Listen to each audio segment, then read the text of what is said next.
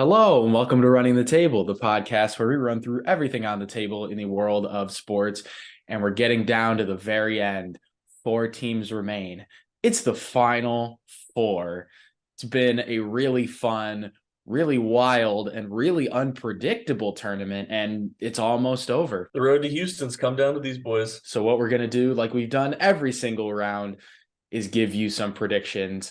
Our national championship matchup. So, Tim, are you ready to go? Let's run it. It's all come down to this. But before we do that, let's do a recap on how we did in the Elite Eight. And I got one game back.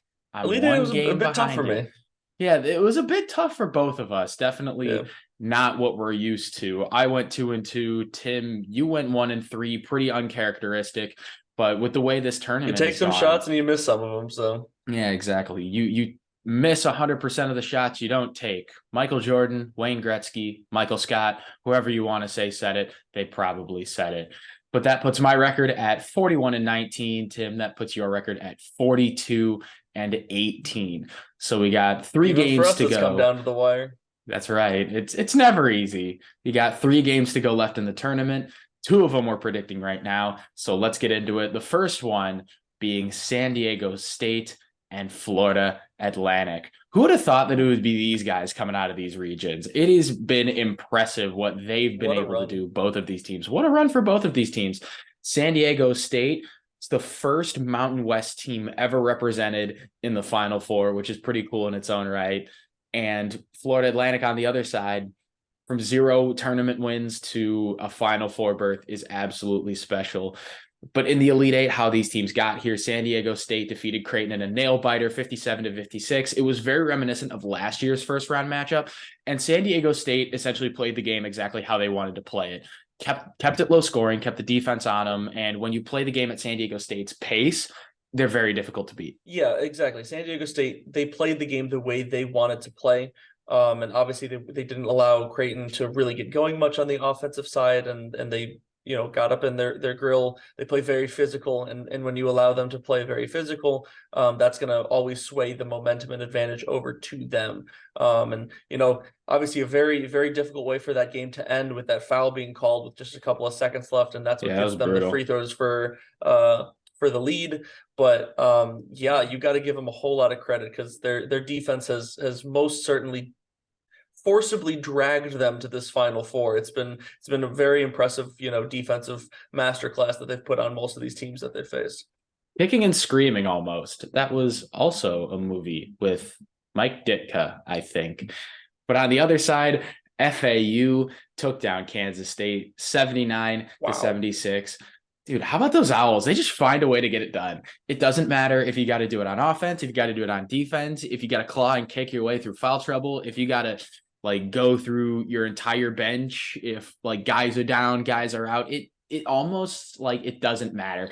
And I know I talked about in the beginning of the tournament the inexperience of Jerome Tang as a first-year head coach. Can he really make the run to the Final Four? I thought the shoe was going to drop a little bit earlier than it did, but I think we now see it's very tough for on your first run to completely get it right, as we can see with a lot of these teams. You could call that coaching, but I mean, you talk about a lot of parts of that game, like losing Keontae Johnson to foul trouble midway through that second half, and then losing him completely massively changes that game.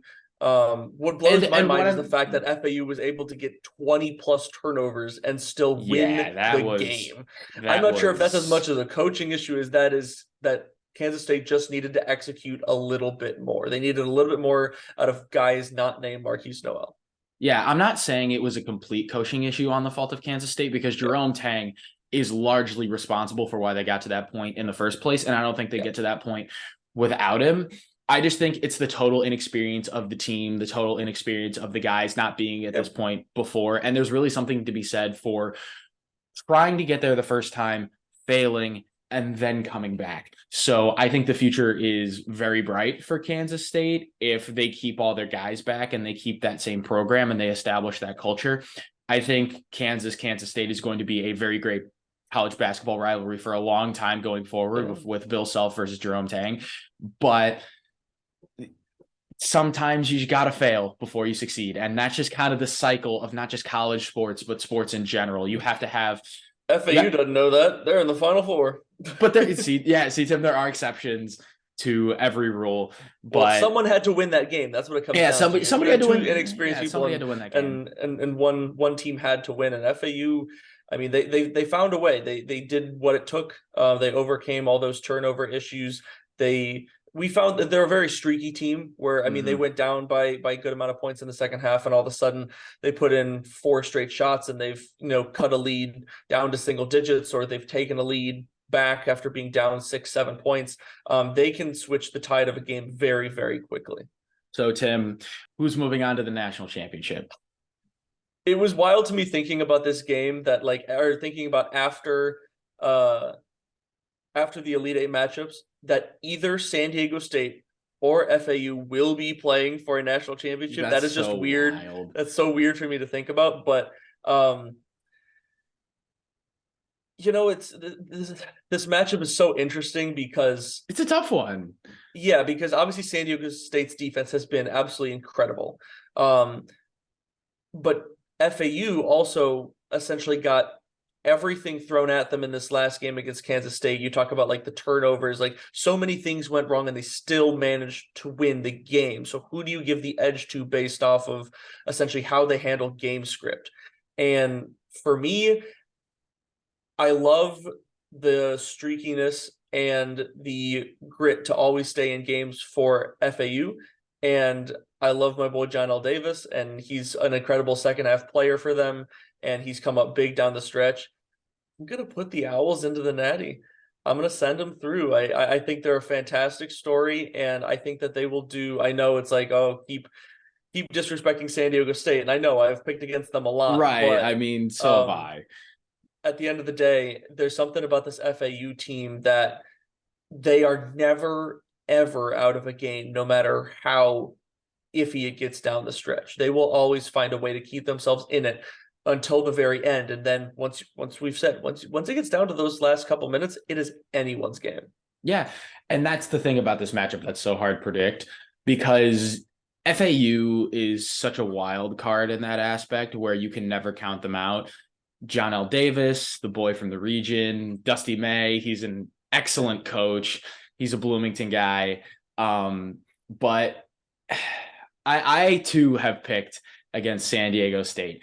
And San Diego State has put on an absolute masterclass at controlling the pace of the game and playing the game they want to play. They have found a way to shut down every single offense in every single round of this tournament. They limited College of Charleston to 57 points. They held Furman to 52, which you thought that offense was going to keep rolling. San Diego State shut them down. Alabama, arguably the best offense in the country, 64 points.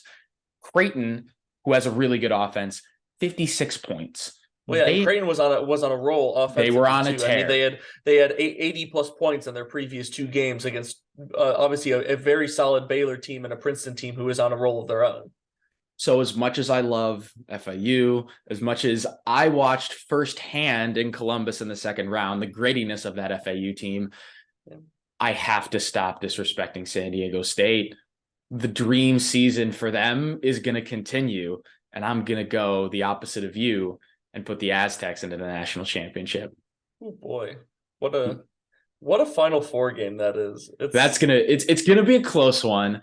Oh, for sure. If San Diego State controls the pace of the game, that slow tempo, that defensive game, they don't necessarily even need to shoot the lights out of the ball. They don't have to. They just need to stop you and outscore you enough. Just enough. Yeah, the one thing that I think that San Diego State can't stop, and the fact that I absolutely love what Dusty May does, is their inbounds play. Out of bounds. Yeah, their inbounds play in the backcourt. That is their football inbounds play. That is the most fun inbound stuff I've ever seen. Oh, I love it. It's so hard to stop. They run mesh. I'm not sure how you can possibly stop that. And I can't believe that no one else has done something like that before. Ready, mesh and forwards on 3 break. It's practically genius. They're running curls and drags out here, setting which is perfect, which is perfectly legal. And you can You can have two guys on the baseline. You can pass it along the baseline. That is something that you can do. And that is so interesting. But I'm sure San Diego State's going to find a way. We could talk about this matchup forever, but we got to keep it moving. Got another we have one more matchup, UConn and Miami. Don't pick us, Tim. Don't pick us, because we'll prove you wrong every single time. How about them Canes? First, let's talk about UConn, because I know we're going to have more to say about Miami. UConn, they just continued their dominating ways. Gonzaga, they steamrolled them 82-54. I mean, my goodness, UConn has flattened everybody that they've met in the tournament, left death and destruction in their wake around every round of the tournament. It has been maddening and mind-boggling to see, and there is nobody that I would rather have represent the Big East on the big stage in Houston. But on the other side, how about them Canes? Down 13 against Texas. The Hurricanes didn't give in. They didn't quit. They rode their guys, and they came back and defeated the Longhorns 88-81. That was such a fun game. I was in the middle of a lift in our gym, and I was actively losing my mind, like jumping up and down, cheering, like rooting for the Canes. I was losing my mind. I was having a time and a half. And Tim, when like a few tidbits about Miami that I'm going to talk about, we talk about with like those teams that lose and learn and then they come back. Miami lost last year in the Elite Eight to the eventual national champion, Kansas. I had Texas as my eventual national champion, and like barring that, I wouldn't want to call it meltdown, but barring that comeback from Miami, Texas had a very good chance to be the best team left remaining in this tournament. So like Miami has learned, lost, and overcome to get to this point. And speaking of the road that they've taken, Miami has objectively had the toughest road to the Final Four by seed that a team has ever had. The lowest, the hardest combination. They faced 12, 4, 1, and 2. That adds up to 19. The lowest total before that was 21. So objective by seed, and you can make the argument that this is the most difficult Final Four run ever, or at least one of. And you have the head man to do it. Jim Larrañaga, this is his second time to the Final Four. He took George Mason on the miracle run to the Final Four in 2006. So Jim Larrañaga he will end up in the Basketball Hall of Fame. He is a Hall of Fame coach. There is no doubt. You can set that in stone with the second team taken to the Final Four. That is something that you can book right there. And one more thing, the performance of Jordan Miller in that Elite Eight game against Texas. He stepped up. There has only been one player in the history of the NCAA tournament to take 20 total shots or more and be perfect everywhere. And that is Jordan Miller, and Jordan Miller alone. When you're on, you're on. People remember Christian Laettner's legendary performance where he didn't miss a single shot like the entire game. Jordan Miller took more shots, scored more points, sunk them all. So I'm living the dream over here. This is the best Miami sports run, season, whatever you want to call it, at least in my lifetime. And it's been nothing short of magical. Yeah, it was definitely sad to see the women's team get knocked out. And what I believe was the Elite Eight round. Mm-hmm. But the men's team, both of those teams, obviously Miami sports you talk about is definitely riding a high right now. And their men's team has been nothing short of incredible. I mean, we talked about this from the get-go. Believe it or not, in my main bracket, I actually did predict this Final Four matchup between Miami and UConn, which is pretty cool. But Miami. And we're not supposed to reveal that you won the bracket challenge until the best of the bracket episode. We'll have to see, I guess. But we've already clinched it, so it doesn't matter. We mentioned towards the beginning of this, looking at a lot of these matchups, highlighting the guard play of Miami and how important that is in the tournament. And quite frankly, Miami's guards, once again, have been nothing short of incredible, and they are the reason that they've won literally every single one of these games, because guard play is so important. They have so many guys that can score from all over the floor. A big piece of the puzzle, but don't forget the big man. Don't forget Norchad Omier locking it down. Yes, but without those guards, Norchad Omier is not winning these games for them. That's just plain and simple. We know that for a fact. But without Norchad Omier, these guards are losing to Drake. And that may be true, but we know how important guard play is in March, and with those three guys, they have a three-headed monster in the backcourt that literally no one can rival right now. I think what we find with Miami is you and I take two opposing viewpoints to create a juxtaposition with the Canes, where without one piece, the other element doesn't. I mean, this is always true.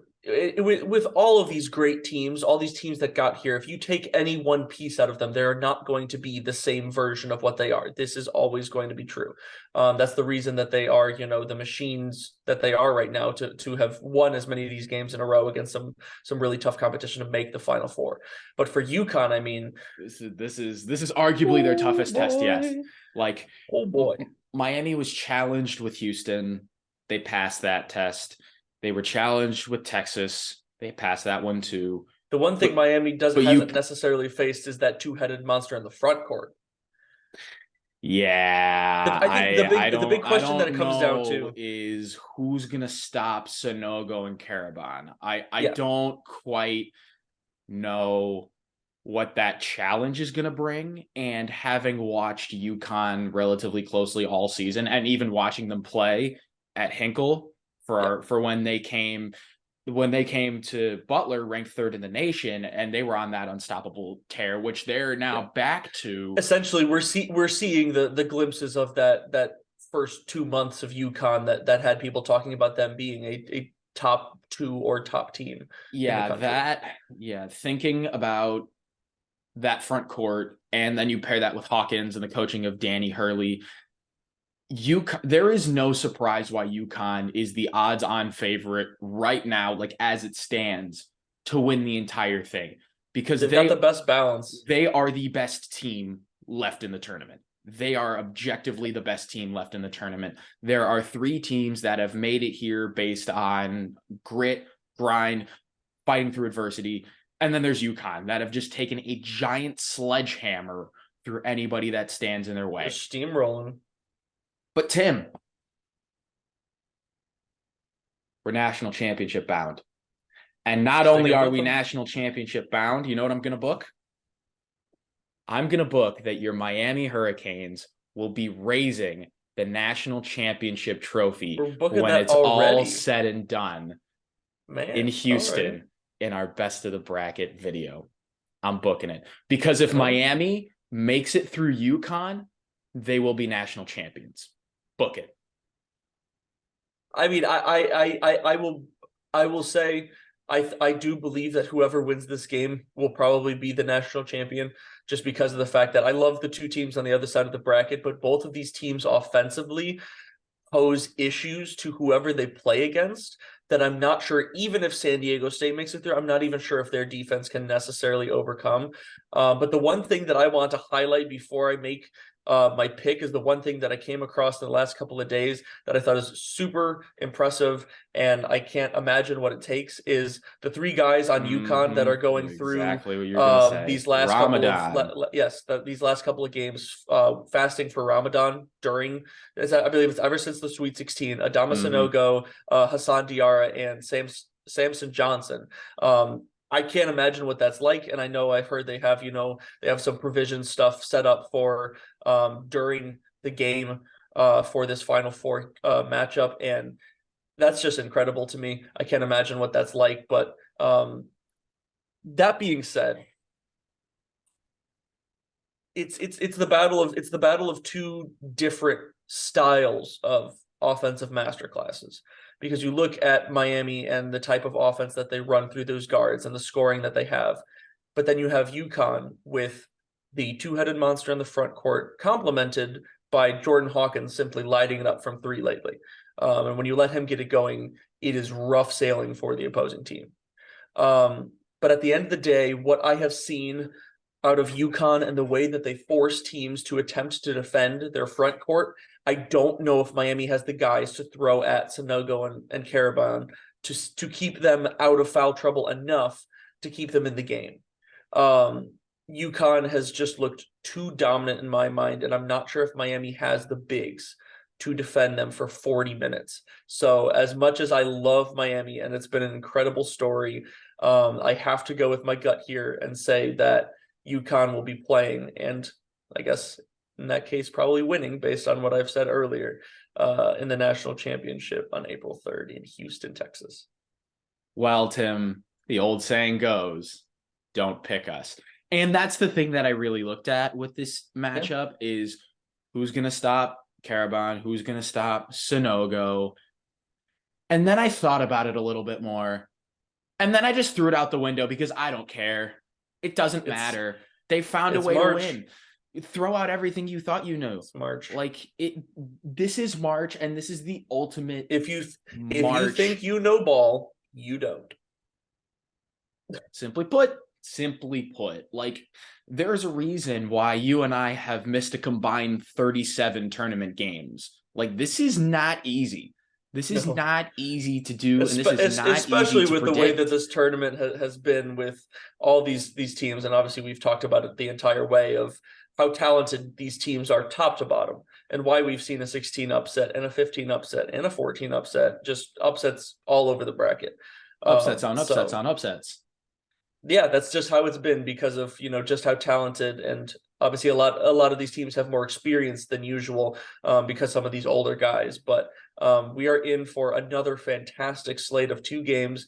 These rounds have been nothing short of incredible lately. They've produced barn burners of games, and it's going to be extremely fun to watch these 3 games between the 2 Final Four games and then the eventual national championship coming up on Monday. Well, Tim, you and I have both made some really, really strong statements about what we think is going to happen. Yeah.